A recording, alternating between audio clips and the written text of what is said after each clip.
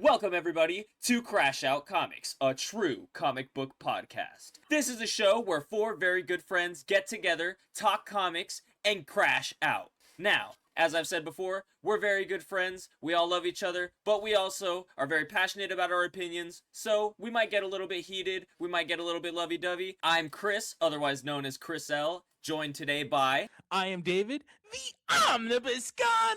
I'm Yuhoo.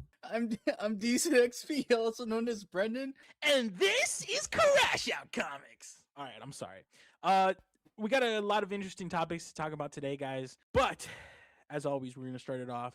What are we reading? Decent, start us off. Yeah, so right now I'm literally just catching up on my singles for DC specifically. I've ordered them all in terms of like I've grouped them in terms of like the different runs. So I got like Flash, catching up on Superman. I just finished DC KO. Holy mid, bro. Like that was so it was, man. When did that end? I feel like it's been forever a ago. minute. I'm like almost half a year behind on my singles, low key. I like the core issues. I like the night fight stuff. Most of the tie-ins were fucking terrible. Like, no offense to people who wrote them, but I do feel like it's not their fault. I feel like low key it was like editorial was like, hey, there's an event happening, so you got to make it involved here somehow. So I feel like that definitely was a factor. Something else, I just got into the New Titans series is what it's called, where they're kind of merging the current Titans and a new Titans group, not to be confused with the new Teen Titans, which is I was going to say, Red isn't Hood. there also still Teen Titans and Titans? Yeah, so Teen Titans is going to be led by Red Hood, but then you have the new Titans, which are like John Kent, Superman, and some other characters, like Yara Floor, stuff like that. Is that where they introduced Static? Yes, that's the series where Static is going to be making his return. Recently finished it was like the Lion arc or whatever. I forget the name, Pride or something like that.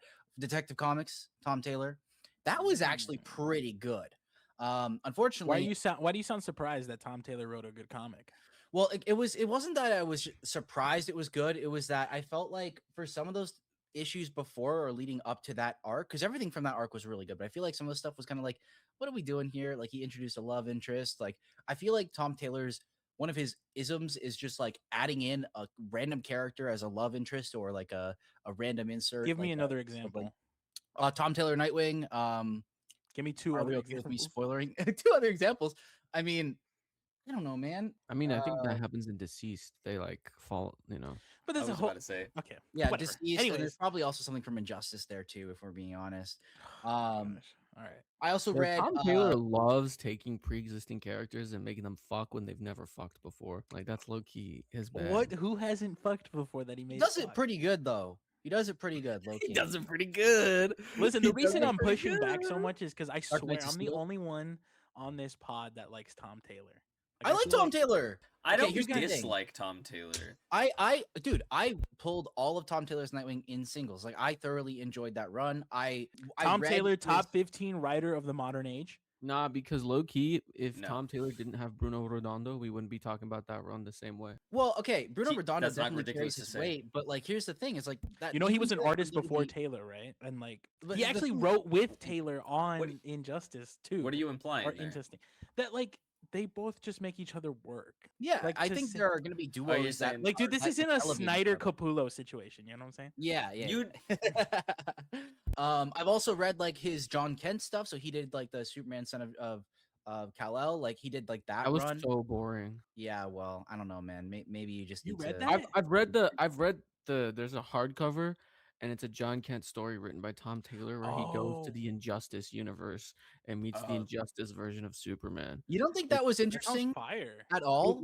It was No. You have it was a John Kent, nothing who's burger no, of a story. okay. You have John Kent, who's taken up the mantle of Superman, who has been worried for the entire run or his like duration of being Superman about like being able to kind of carry the mantle and represent what Superman is supposed to represent. And then he goes to the Injustice universe and literally reteaches a lost version of Superman what it means to be Superman. You think that's Yeah, bullshit? he did them in like 3 panels and then it's over. Yeah, you know what? It's That okay. I get it. sounds- You're just not a Superman guy. You're just not a All right, Superman guy. yeah. That's well, hold perfectly on. fine. Let the You got Superman me. guys speak on it then, Okay, man. I'm gonna say, basically- as a Superman fan, I agree with Yuhoo. I think that moment. It's a cool concept on paper. What you're describing is cool, and that does happen. But it happens in 3 panels, and we move on.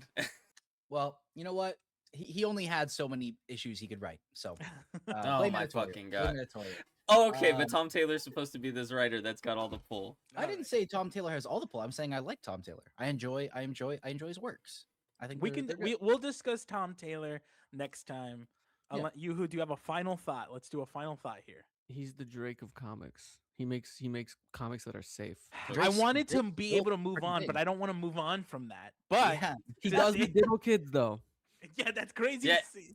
most important we thing. do not diddle kids. right, Okay, let's- and then what else? other last two things I've read are The Digger, highly recommend. That was good. And then also Batman Green Arrow, The Question, Arcadia. That's been Ooh. interesting. It's been good. It's a 4-issue mini, so you know. Who's the better? We'll cap it off here. Who's the better detective? I guess Green Arrow's not really a detective. He kind of is, private investigator, right? Uh-huh. During Grell's run. So Uh-huh. who's the better like Snoop? You know, But between the three of them between Batman, Question, and Green Arrow. in this run, Loki, it's The Question because Batman, Mm. Yes. because what's happening, and like, okay, this is kind of light spoilers for the 4-issue mini. Yeah.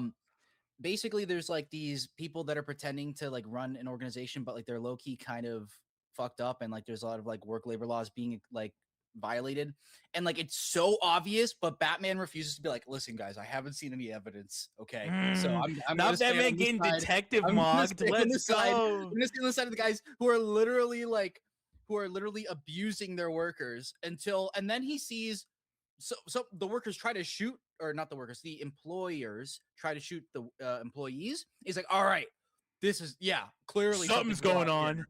Yeah, literally, I'm like, oh yeah, wow, look at you, Mr. Detective, you figured it out. So I've also been catching up on my single issues a lot. I recently read Absolute Martian Manhunter issue 11. Fantastic book. Camp and Rodriguez are just killing it. Probably will go. It's criminal that it's 12 issues. It'll probably go down as like the best Absolute series bar none. I've also been catching up on the Vertigo books. I read Brutal Dark issue number 3. That was a fantastic book. It's really cool. It's like a pulpy, like kind of detective story with this treasure hunter detective. It feels like Indiana Jones if he was a little more like, I'm gonna punch you in the face, see, like kind of 30s gangster type of thing. And then the last series that I read, another Dennis Camp series, and to no surprise, probably another one of his best, but Bleeding Hearts. This sort of interpretation of almost like being in like the right wing pipeline and realizing that shit's not as good as it seems on your side. Dennis Camp is killing it on the writing, and Stippen Morian's art is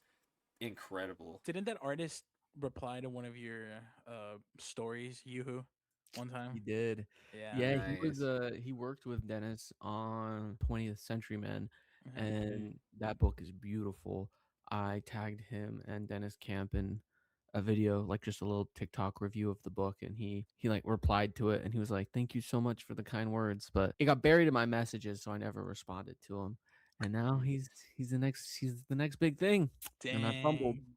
Not you leaving the up and coming artist on red. That's crazy. I love his art style. It's very evocative.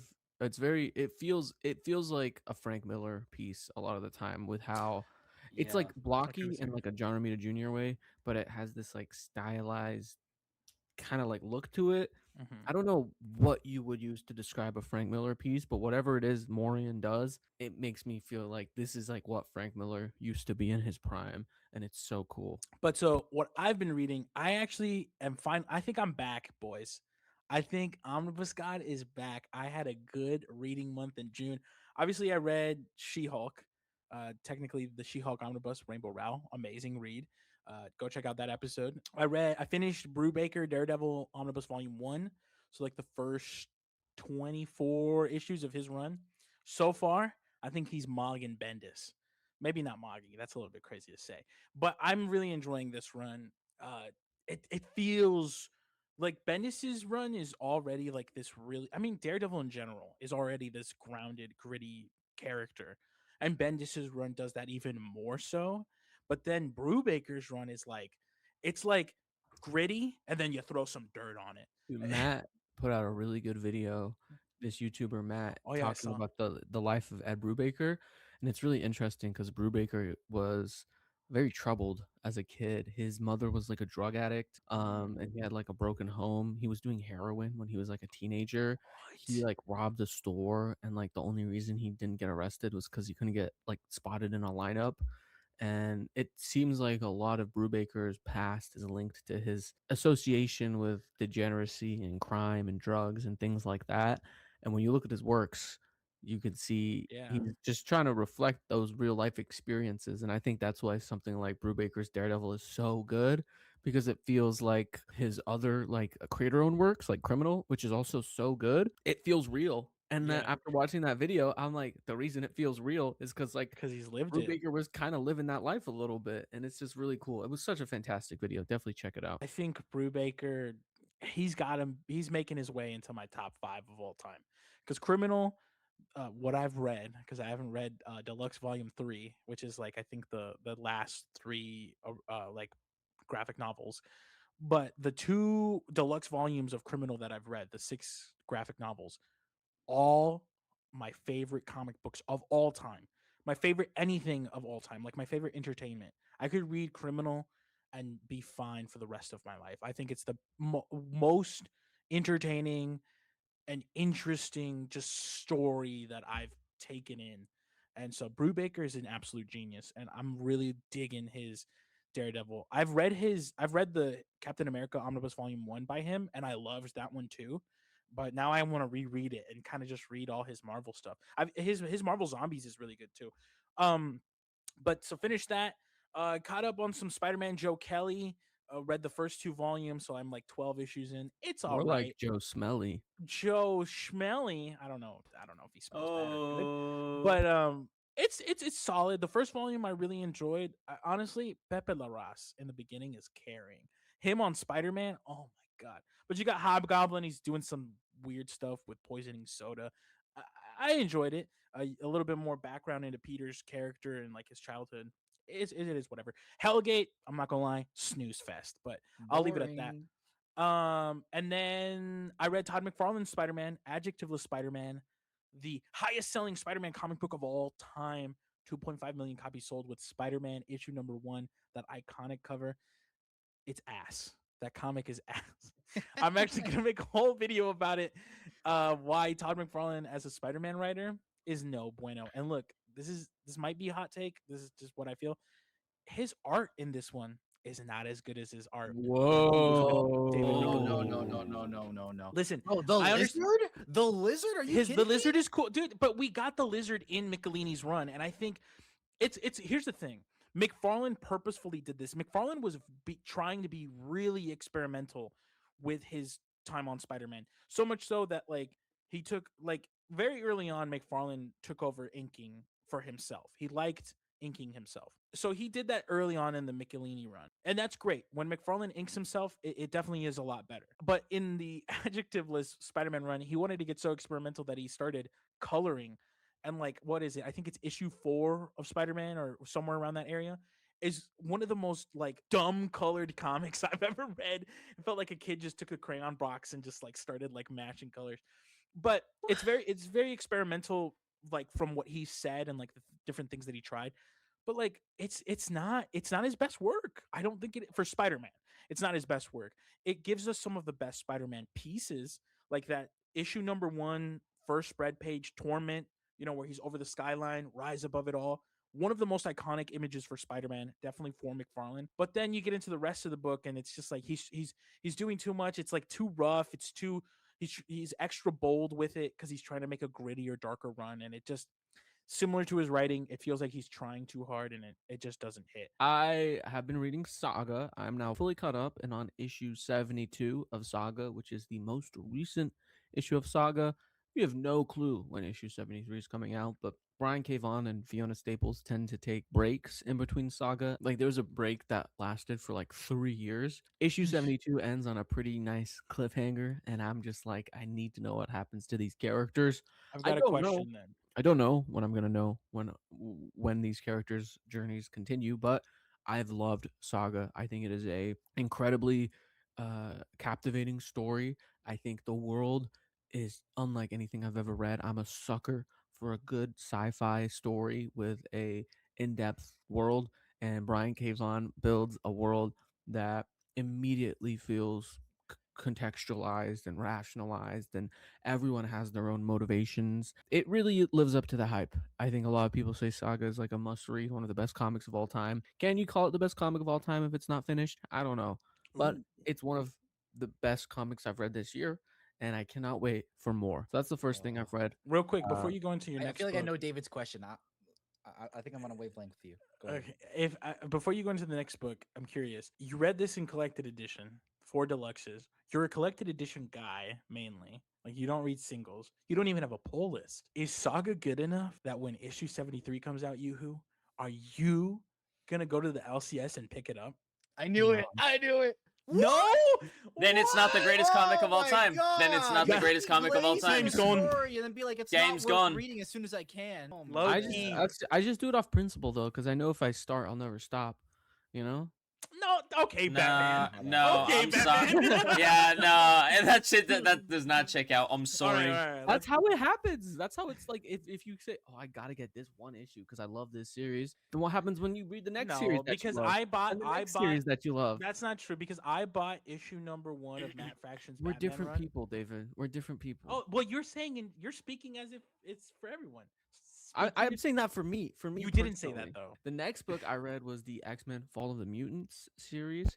This collects that late 80s X Factor and Uncanny X-Men, as well as a little bit of New Mutant stuff. The X Factor titles included in the Fall of the Mutants omnibus are incredible. That's where we get X Factor facing off against Apocalypse.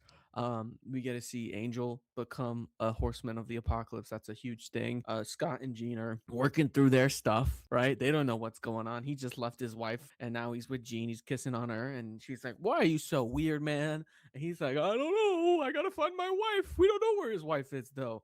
Jump to Chris Claremont's Uncanny X-Men.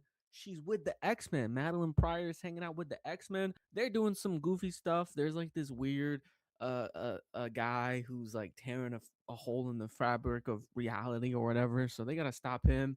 Not as compelling as Apocalypse, I'll be real, but I do think the character dynamics of Claremont's X-Men is still really, really solid. I love his team.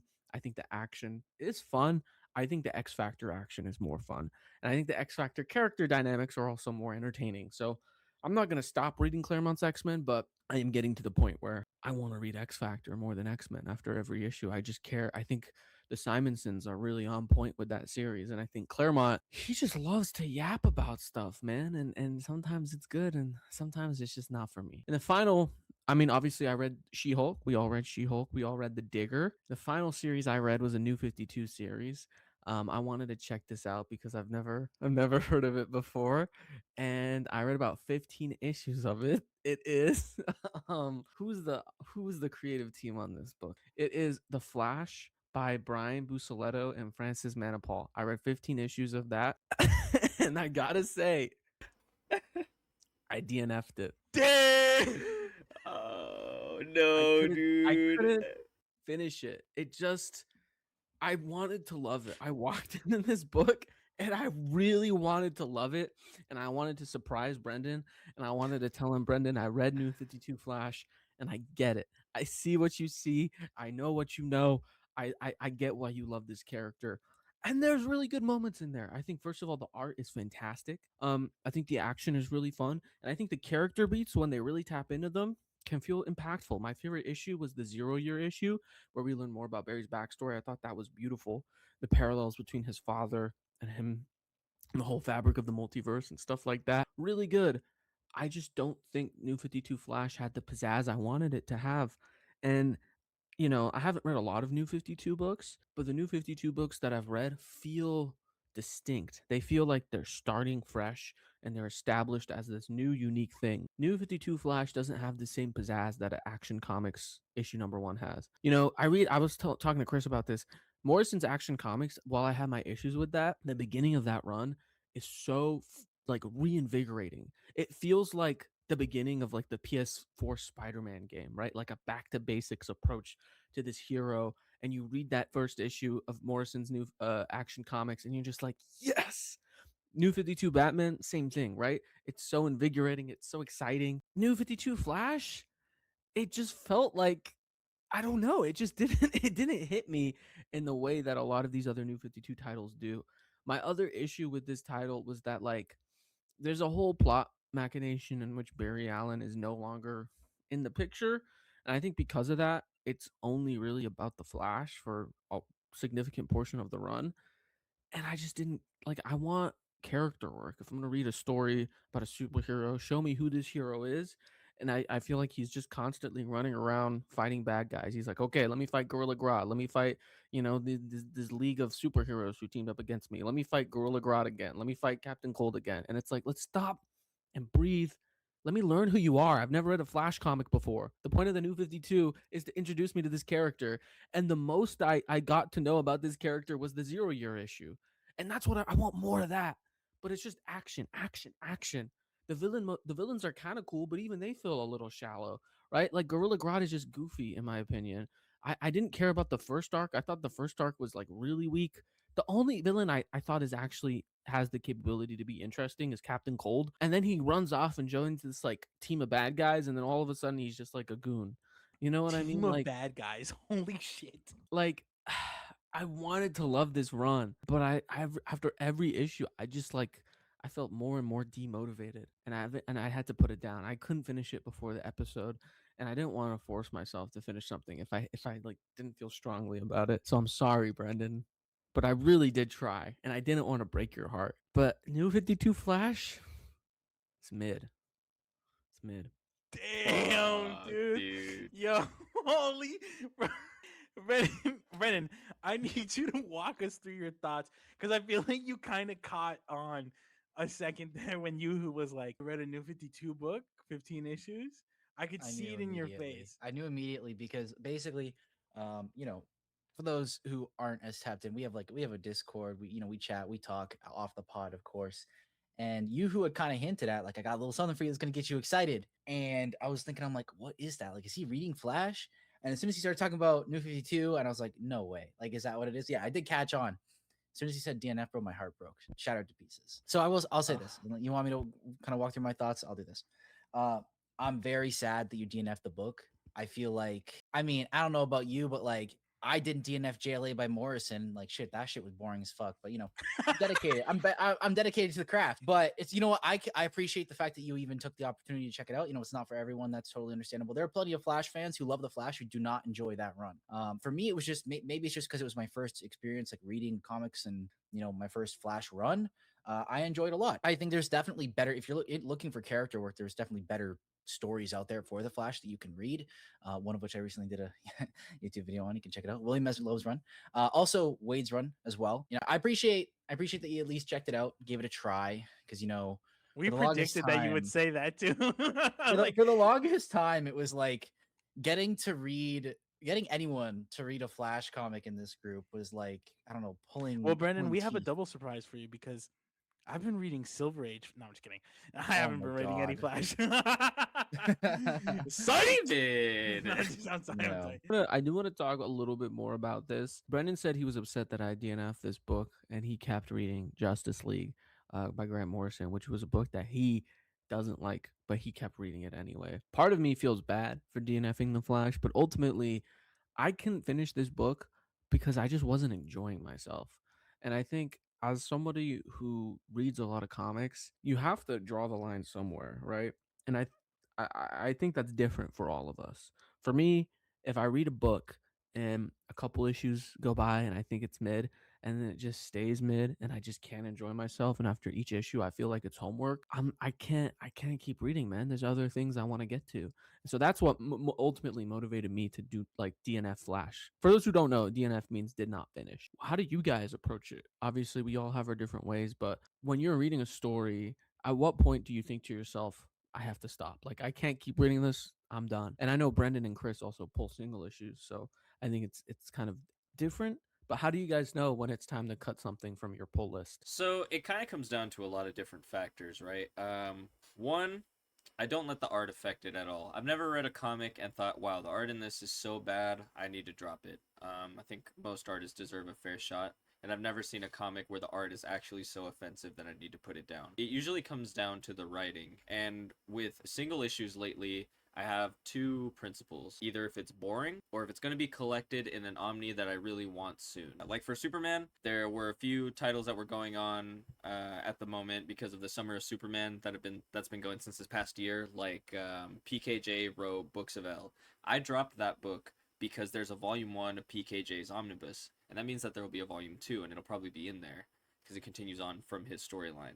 So things like that for sure. And I've also dropped books that I felt were kind of boring. Yeah, so I think for me it depends on the format, right? With single issues, you're paying a lot more upfront per issue. There's a lot more there's a lot more at stake when it comes to picking up a single issue that you're not enjoying. I'll give you a couple examples of some series that I dropped. Black Cat by Willow Wilson. All new, actually, just Venom now. It was adjectiveless. Just Venom by Al Ewing.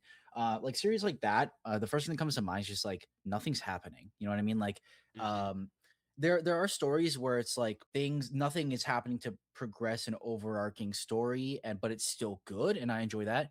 But then like with series like that where it's like they're not pushing towards an overarching story, but they're also just not doing anything interesting with those individual stories. Now, mind you, if I had a collected edition that had those issues in them, I don't think I'd DNF it. I'd probably read it through. I think it's just because single issues themselves are that much more expensive to invest in.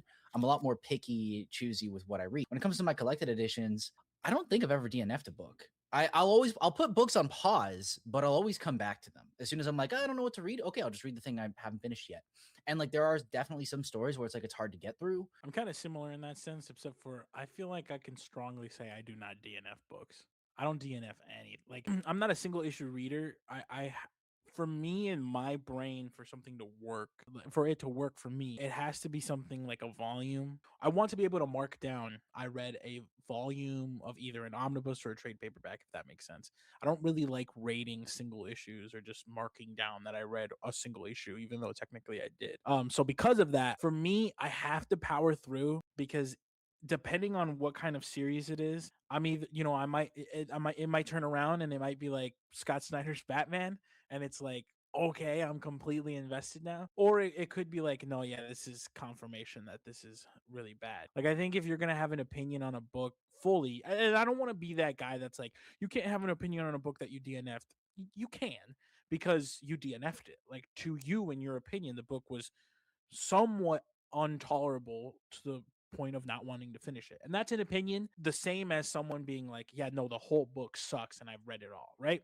They're similar. So how do you apply that to like a single issue then? Like, say Chris pulls 5 issues of a series and then he's like, this series is mid. Can you say that if there's like 20 issues out? You know, I think if there's 20 issues out or there's I 20 usually issues. I usually ahead, round out to a volume. I don't stop on a random volume. If I'm like reading and it's like, oh, I've got 2.5 trades worth, I'll round it out so that I got 3 trades worth, so it feels like I stop in a good spot. I have something to ask actually, David. can You I said you don't DNF, right? I mean, did we finish the Eternals omnibus? Here's what I'll say. I rarely DNF a book unless it's Jack Kirby, in which case that shit's going better. Here's what I'll say. I've definitely DNF'd books before, yes. I don't think I DNF'd Eternals because I finished the Jack Kirby section. Yeah, we finished the Kirby stuff, yeah. So you didn't that's finish, an omnibus so on its own. You read half the book. Of the collected omnibus, sure, but I marked down on Goodreads and on Comic Geeks that I read the Jack Kirby omnibus because I technically did. And so the rest of the Eternal stuff is like, man, you're goofy. If I get to it, I get to it. You know, I'll be honest with you guys. Sometimes I'll read an omnibus, and if I don't like an issue, I'll skip it. Like here's what I was when I gonna was say. reading Fall of the Single Mutants, issue? for example, I was reading Fall of the Mutants. There's a lot of crossovers. So like, there's like a Power Pack crossover. There's an Alpha Flight crossover. There's an Incredible Hulk crossover. I'll start reading like an Alpha Flight crossover, and I'll just think to myself, I don't give a fuck. I'm sorry, like this doesn't matter to me. I read 5 pages. If I don't care, I'm just gonna skip the issue. Okay, that's fucking that is blasphemous, bro. Like nah. But then he'll go and make a whole video essay. No, you know what? Okay, to be fair, this is a very specific instance when it comes to events. I was gonna say, I feel like what you said. I read every single X Factor, Uncanny X-Men, and New Mutants issue. That's valid. Yeah, like, if you're doing events, right. I was joking. I knew that's what you meant. Yeah, no, fuck Power Pack. Fuck all the boring stuff. Like there was a Daredevil crossover. It was Ann Nesenti's Daredevil, and I read it, and I'm like, this is really good.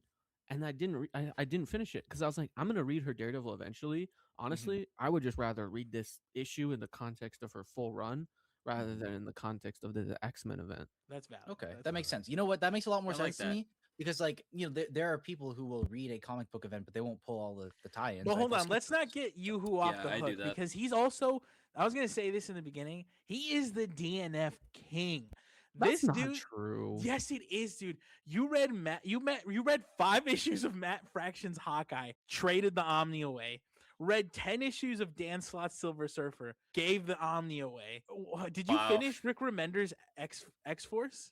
Okay, well Okay. that's a unique case. I have it on my shelf and I'm gonna reread it because But how far did you read it? I read Rick Remender's X-Force and I realized I don't really understand what's going on because it feels very referential to X-Men continuity. This is like 3 years ago, mind you. And I was like, I want to read this. I think I'm gonna like it, but I don't know shit about X-Men, and I feel like I should just come back to this. So I closed it and I'm gonna Skill come back issue. to it probably Okay. this year. Okay. But like, Okay. yeah, you're right. Low key, I did DNF Hawkeye and I did DNF Silver Surfer by Slot because I was just like, I'm good off that. Same way you DNF'd Kirby, Kirby's Eternals. I didn't though. I finished Kirby's Eternals. Yeah, and I finished the first arc of My Life as But well. Kirby's Eternals doesn't. You realize that the omnibus is the Eternals omnibus, And you realize that the first 6 issues is a trade paperback. So technically, I right? read But the so trade- I so If so we're you playing by DNF. your rules, David. So- We're playing so by your you rules. If I DNF read, if I but- read a book within a book, it counts. So fuck you. But I still read in whole omnibus, and you only read a trade. Sounds like you're a fucking larper and can't read more than 6 comics. Okay, sounds like you make up rules so you read books within books to keep the title of omnibus. Yes, God. sir. You Yes, know what do this you sir. feels think like? that This someone feels who like likes those And that's things why- between that's bars why with I two read drunk more. uncles fighting each other. You're just sitting there at the dinner table enjoying your food, and you have 2 uncles just fucking cussing at each other, calling each other fucking idiots. And you're just sitting there like, what? I is didn't say going anything. on He's the right one now? that fucking said "fuck me" and flicked me off. That's You call staying me the on too. They're DNF staying. king, They're gonna Mr. see that. They're gonna You know what see you that. do? They're gonna You see how DNF bad you no, are. No, no, no. David is the see- king of DNFing a good series. He'll read one book and then he's like, I'm never gonna read the rest of this series. That's not true. He read the That's first 2 not Uncanny DNFing. X-Men Omnis. He's never gonna read Uncanny That's X-Men. n- He that's read not, the not that's true. not Grimwolf, true. his favorite book of all time. That's He's never not gonna read true. volume No, 3 of we Criminal. can't say that about him because he's I'll- at least reading New he's 52 probably Batman not- now. He probably won't Exact- read Brubaker Volume 2 until right now because I'm actually challenging him to do it. No, that's Okay? that's he not only read Snyder DNFing. Volume 2 because I That's pushed him not on it. DNFing. No. David doesn't read All fucking right, books. all That's right, not all right. DNFing. We're gonna doesn't say- read Not Let's reading see. volume 2s and further is not DNFing. That's a different thing. Yeah. All right. Now that we've established DNFing, How is that not whatever, DNFing it? You did not Oh. finish the entire series. Because I'm going to read it later on. Okay, I'm going to read Hawkeye one day. You don't even sound confident in that. Yeah. Yeah, sure, buddy. Bro, Okay, yep. bro was lying and he knew I'm it. going to read the book I don't have and trade it away one day. So I wanted to kind of go through an exercise. We're talking about, stories that we DNF or why we don't DNF them. I kind of, to me, that's a conversation about what makes you appreciate a story, what stories are valuable to you. You know what I mean? And so I kind of wanted to run Chris L through an exercise today. Yeah, let's work him out. Stretch Chris him has out. sent me a list of his current pulls at the LCS, and I want him to blind rank 10 of them. So I'm going to throw him 10 random stories that he's currently pulling, and we'll see where they end up. First one, you have all 10 slots open, is Superman by Williamson. Ooh, put that at 3. All right. It's pretty high up. Next one, Mortal Thor. Put that at Put that 5. at 3. No, I'm just At 5. Really Yeah. interesting. The way you talk about Mortal Thor, I would have thought you would have put it way above Superman. But you know what? There are Superman's your boy. there are other books that I'm expecting to come up that I want to leave for 2 and 1. You're valid. You're valid. G.I. Joe. Oh, put that at 10, bro. Oh, Okay, shit. all right. I wanted to throw in some easy ones in there. All right, next one. The current Matt Fraction Batman run. Oh, put that at 9, bro. Fuck. Really? Yeah. Can you elaborate a little bit on that? Because I feel like I've heard nothing but good things about this run. I don't think it's a bad run. I'm reading better books. Okay, fair enough, fair enough. Ryan Norris, Fantastic Four. See what I mean when I say I'm reading better books? Put that one at 4. 4? Okay. Baller. Oh, this should be interesting. All right. Mark Waid's Action Comics. See, now you got me with a curveball. Can I Mhm. switch spots? No, you cannot. No. Damn. All right. Blind put rank. Action Comics at 6. Action Comics at 6. What spaces do I have open? You have 1, 2, 7, and 8 right now. 1, 2, 7, and 8. Okay. Okay. Absolute Wonder Woman. 2. 2. Damn. So what are the spots open, Brendan? We have 1, 7, and 8.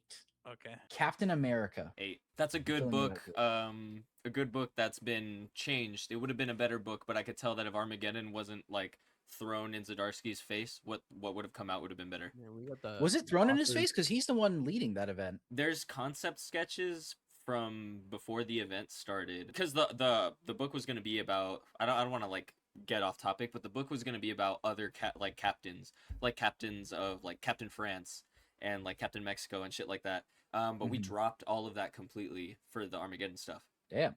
That's You got the unfortunate. authors of Sex Criminals, Matt Fraction and Chip Zdarsky, next to each other at 8 and 9. Assorted Crisis Events. Don't even joke, lad. Put it at number 1. Yeah, I knew it. Absolutely. There's only one other camp book that I was waiting for that could have taken those 1 and 2 slots, but I have a feeling you're not gonna give it to me. Yeah, you're right. You lucked out with this. This is gonna be a pretty good list. Last one, and this is gonna default into slot 7. The Amazing Spider-Man by Joe Kelly. Oh, that's perfect. That is actually Yeah. perfect. You kind of mastered this list. Okay, so let's go through it 1 to 10. Yeah. Number 1, we have Assorted Crisis Events. Number 2, Peak. Absolute Wonder Woman. Number 3, Superman. Number 4, Fantastic Four. 5, Okay. Mortal Oh. 4. 6, Action Comics. 7, The Amazing Spider-Man. 8, Captain America. 9, Batman, and 10, G.I. Joe. How do we feel about that list, Chris? Anything you would have changed now? Would you rearrange it at all? How would you change it? Feel good. Nah, I think I Feel feel good? good. Okay, Yeah. interesting. So you rate the Spider-Man Amazing Spider-Man over. Batman and Captain America? Throw me on the cross. Light it on No fire, way. boys. But Amazing Spider-Man has John Romita Jr.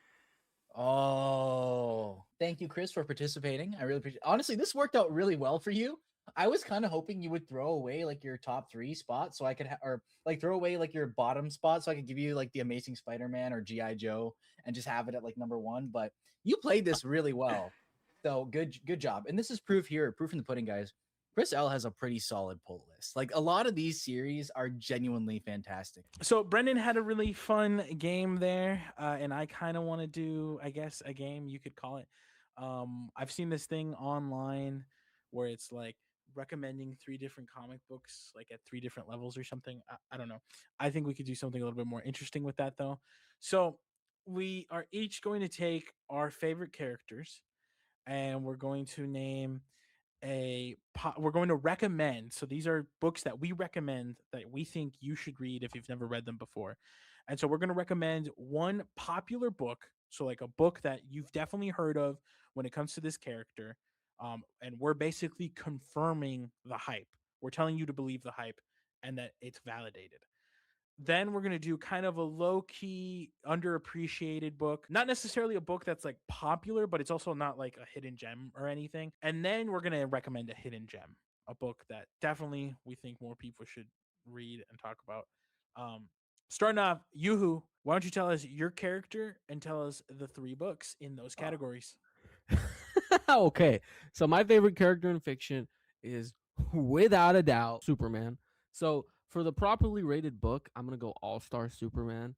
For the unpopular book, I think I'm gonna go John Byrne's Superman. I think that book doesn't get nearly enough love. And then for the hidden gem, I'm gonna go Joshua Williamson's Superman. That book understands Superman like unlike anything I've ever seen before. I'm joking. I don't like my favorite character is obviously the Bat. I love the Bat.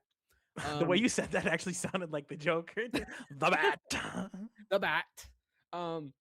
I have thought really hard about the unpopular and more specifically the hidden gem answer, and then I realized I never put down anything for the properly rated book. There's a lot of properly rated Batman books. I mean, like Batman and Robin New 52, I think is a run that a lot of people talk about from the New 52. One of my favorite Batman and Robin comics. It's where we get to see Damian Wayne and Bruce Wayne connect and learn how to synergize with each other. It's a beautiful story about father and son. Tomasi and Gleason absolutely kill it. One of my favorite Batman stories. Unpopular run, and this might be recency bias, I put down Detective Comics by Tamaki.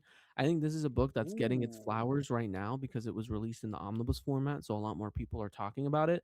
But when it came out, it was not getting a lot of love, specifically because Tamaki is kind of a controversial figure to white men. She's a feminist and she has books talking about feminism. She talks about issues that are important to her. And a lot of, insecure white comic book dude bros tweeted out hateful things and made hateful videos calling her run mid without even reading it because they thought it was some crazy piece of political propaganda when the reality is it's a really good Batman book and it is political, but it's, just as political as like Tanyan's Batman was, which was happening at the same time. For the hidden gem, this was really hard because honestly, I think a lot of Batman stories are appropriately rated. But I specifically chose an era, like a segment of Batman comics. When we think about post-crisis Batman, there's a lot of bangers. You got Year One, banger. People love that book. People talk about it. Batman the Cult, banger. People love that book. People talk about it all the time. Death in the Family, a little racist, but banger, right? People talk about it all the time. There's a specific period of Batman that doesn't get enough. I mean, even like the weird ones, like Batman Year Two, not banger, but people talk about it all the time. So, Second Chances is a Batman story where Ooh. Jason Todd becomes Robin, and it's a really great story. And I think people talk about that book too. I think that's a like well-regarded book. The stories I want to talk about is all of the Batman issues after Second Chances, but before Death in the Family. So that's like Batman issue 408 to 422. Most of that stuff is written by Jim Starlin with art by Jim Aparo. There's some stuff with art by Dave Cockrum as well, which is beautiful. So many fantastic Batman stories in here. This is where, Jason gets kidnapped and you learn that his dad had a connection to Two-Face, and there's a lot of interesting things that come out of that. This is where Batman hunts down a serial killer who's leaving a string of dead, mutilated female bodies, and it's really messing with Batman's head. The rat Which is catcher. where in Batman, yeah, the rat catcher's in here. Batman issue 416, Nightwing and Batman crash out on each other because Nightwing finds out that Batman replaced him. Like he finds out that Batman got a new Robin, and Batman doesn't have the emotional intelligence to tell Nightwing, like, I still love you, son. And I'm not doing this because I hate you. I'm doing this because I need to. And it's such a beautiful confrontation of two men who love each other but have so much emotional dysregulation they can't connect. So many fantastic Batman stories. They're not really collected in an omnibus. It's not really a deluxe edition that collects that stuff. You kind of have to piecemeal it together.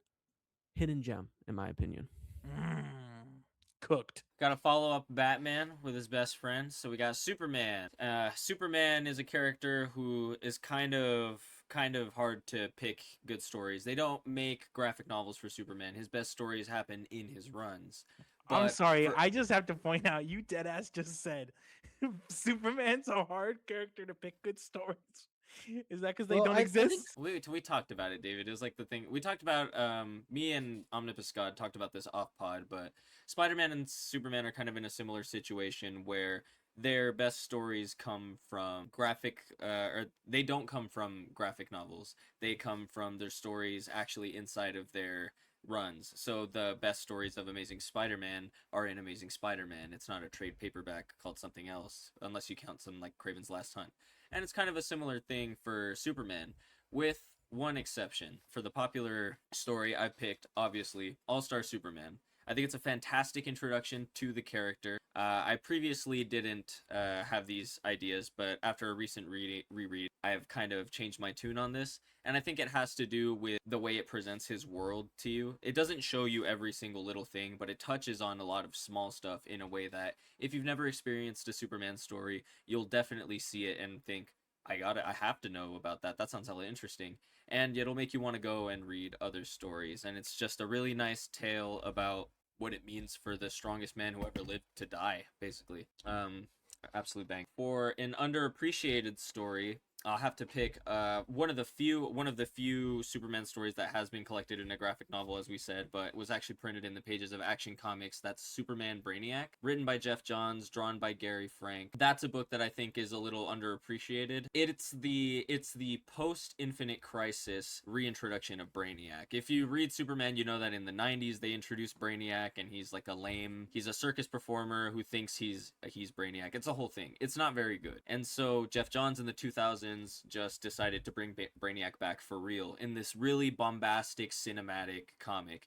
I'm not a huge fan of Jeff Johns all the time. I think sometimes he gets lost in the sauce in terms of action. When he picks up the action figures and he plays with them and he bashes them together, sometimes he forgets to make them talk. Superman Brainiac is the counter to this. I think when Jeff Johns nails the cinematic pacing, he does it really, really well. Secret Origin, Brainiac, Batman Earth 1, I think he understands it. And this book excels in that. It's fun seeing Superman learn about this thing that took out his world. It's fun seeing him kind of connect with Supergirl through it because she understands it better than he does. And it's interesting seeing Clark reckon with his Kryptonian heritage and look at it in the face and see, this is the thing that was stolen from me. So the Superman Hidden Gem is another book from the 2000s, another post-crisis era book. This is Superman the Kansas Sighting. This book has never been collected, period. It's not on DC Infinite. Can't find it digitally. If you got the single issues, that's how you're going to read it. This is a really interesting story that kind of reckons with the idea that Superman is an alien, and that might be a scary thing. It's set in Kansas. It's called The Kansas Sighting, and it shows people in Kansas's reactions to that rocket that fell that one fateful night, the intentions that Jor-El might have had to bring Superman here, and how, while they might have been pure, the way he went about it might have been a little bit creepy. It tilts your view of Superman a little bit. So, I mean, I got the GOAT, the Flash. So, Not if you ask Yuhoo, though. yeah, apparently not. Okay. So popular story for the Flash. It's actually right above me here. Specifically collecting issues 74 through 79 of the 90s era of the Flash. That is the return of Barry Allen. It is by far some of the best Flash comics you will. And it's an incredible payoff to what I consider to be a really, really, really underappreciated run for the Flash. So, I mean, I won't go into too much, but essentially it solidifies everything that came before it, where essentially William Eisner Loeb's run is all about, you know, Wally West having like imposter syndrome with the Flash mantle. This arc is about him overcoming that and facing it directly. And my God, it is some of the best fucking Flash comics I've ever read, especially if you've read everything that leads up to it. The payoff is phenomenal. It's like you've been edging for the last 73 issues and you get to the 74th, then finish on the 79th, bro. And it's all over the place. Brendan, your mom listens to this podcast. That's all right. Next up is the underappreciated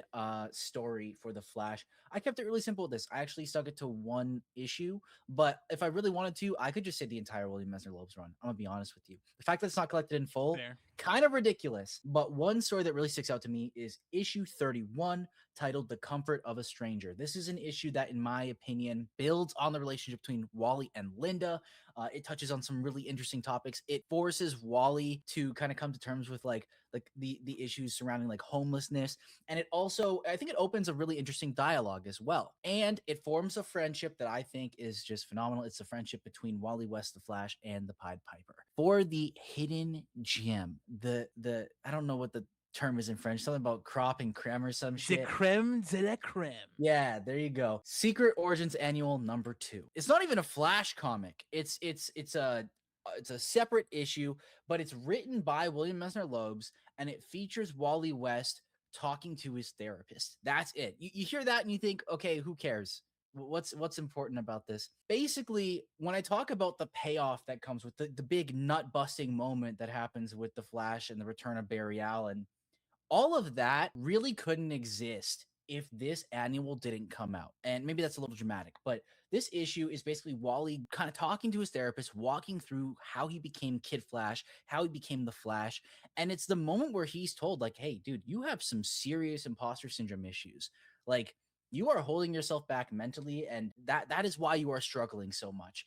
And it's this moment that also acts as a massive payoff to everything that came before it. The Mike Baron run, kind of dog shit, but it makes the Mike Baron run almost interesting to read because of the fact where it's like, acts as an explanation for everything that he did in that run. The reason why you were a terrible person before Lowe's picked you up was because you tried to hold to like this idealistic concept of a hero that Barry Allen put on you, and very quickly you failed, and you just completely buckled, and you gave up on even trying to like resemble it in the slightest. And so that's why you're so far apart from what you want it to be. But at the same time, you're underselling the good deeds you've done as the Flash. I feel like there's another really cool Flash story where he goes to therapy that we need to talk about more often. And it was actually one of Brandon's favorite stories. There's a whole YouTube video where he's holding up the book, smiling, talking about how great it is, and that's Heroes in Crisis by Mr. Timothy King. Brendan loves the way the Flash explored his trauma and therapy in that book. And That's crazy. Someone went back and rewatched my old YouTube videos back when I was new gen. Yeah, so I think I reposted a post on TikTok about this where it's like Tom King's stories only sound remotely decent if you haven't read the characters you're reading. Okay, so obviously my character is Spider-Man, and it's hard because he's one of the kind of like with Batman, he's one of the more popular characters, right? But I think I got some good picks for the popular run, the run that I think deserves all the hype it gets. Ultimate Spider-Man. I mean, I talked about this in my YouTube video that I did, the best Spider-Man comics according to the experts. There's sometimes a little bit of elitism in the Spider-Man community. You could really just say in the comic book community, but sometimes people roll their eyes at like Ultimate Spider-Man and how frequently people recommend it. And you know what? I agree. It gets brought up a lot. It's probably the most recommended Spider-Man comic ever, but it's justified. If you read those for that first 111 issues with Bagley and Bendis specifically are some of the best Spider-Man comics, period. Some of the best superhero comics, some of the best comics of all time. So yeah, and Ultimate Spider-Man as a whole, I don't really like after Bagley left. I don't really like the direction Bendis went. I didn't like the Spider-Man and his amazing friends approach, like living in Aunt May's house. I'm not really a fan of that. And also, I didn't really like the artists at the time, like David LaFuente. Stuart Immonen was good though. But even then, even with all that, like Ultimate Spider-Man is such an iconic thing for Spider-Man that like I could do a popular, underappreciated, and hidden gem for Ultimate Spider-Man just that run, right? It's so much so that when Hidden people Gem is the La Fuente era, by the way. Overhated. no, Overhated. the LaFuente era is some of Bendis's weakest work during his prime. That's what I'll say. It was properly rated. It's all right. It's not it's all right. I blame that most on Bendis though. But whatever. But yeah, pick up Ultimate Spider-Man. It's worth the hype. Pick it up if you can find it for a good price. That is. Yo, And buy read Omnibus. read that shit digital. Yo, it's worth it, man. For underappreciated, Spider-Man fans will know this one, but I do wish more people would talk about this. This is during the Brand New Day era. This is Spider-Man 2-issue arc, Unscheduled Stop. This is the Amazing Spider-Man 578 to 579. Mark Waid on writing, Marcos Martin on artwork. This is a storyline where Spider-Man is in a subway with a bunch of civilians, obviously, and the Shocker is the main baddie of this, kind of. And the tunnel in the subway collapses, and so people with Spider-Man are stuck on the train. And you've got some beautiful, iconic imagery by Marcos Martin. The fight between him and the Shocker is really cool. It's kind of cool that it's a Shocker story, kind of giving more of that like C-list rogue, a really cool story. And you get a lot of like cool in-depth look into just Spider-Man and his strength and how it's a lot of mental over physical. You've got this kind of narrative going on with Spider-Man and J. Jonah Jameson's dad, because he's one of the civilians stuck under the collapsed subway tunnel. And it's like Spider-Man like face to face with J. Jonah Jameson's dad, and his dad is like, hey, I'm sorry for what my son has done to you, because I know he's affected your life. And it's just beautifully drawn. Mark Waid, I need Mark Waid on a full Spider-Man run. Like when people ask me who is your dream Spider-Man writer, it is Mark Waid. Like he wrote here and there for the Brand New Day era, but he wasn't necessarily about a part of the Brain Trust. Like he wasn't a constant. But when he would pop up, oh, he was writing some beautiful comics. So yeah, Unscheduled Stop is something that I wish more people would check out and talk about. But I know the Spider-Man fans know about it. It's a popular run within Spider-Man. Yeah, of course, dude. I know about that one. Don't Shut don't the even, hell don't even up, say it on me. dude. And then for my hidden gem, I was originally gonna pick a graphic novel. I was gonna pick Spider-Man Hooky, but someone on YouTube made a video about it, and I was kind of like, Slop Guy talks about good comic. Can I guess what it is? The which one? Your I hidden said what it gem? is. Oh, Oh, can you? oh, you said you were gonna do Hooky, or is it Hooky? Sorry. Yeah, I said I was gonna do Hook. But I decided to go. This is a single issue. Amazing Spider-Man 267. Amazing Spider-Man 267.